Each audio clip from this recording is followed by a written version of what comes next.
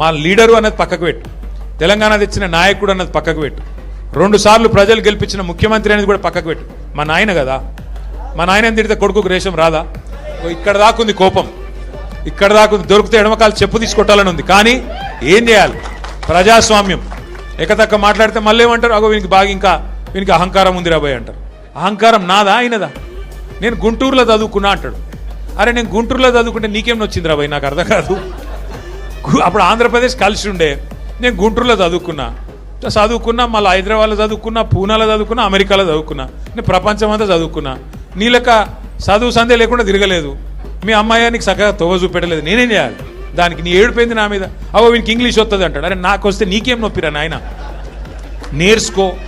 నేను హిందీ నేర్చుకున్నా, ఉర్దూ నేర్చుకున్నా, రేపు అవసరమైతే గోర్మాటి భాష నేర్చుకుంటా. నువ్వు నేర్చుకో. నేను ఎవడ నాపిండా? నేను వద్దన్నాడు ఎవడన్నా? నువ్వు కూడా నేర్చుకో. దానికి కూడా ఏడిపోయి నా మీద. నేనేం చేసిన?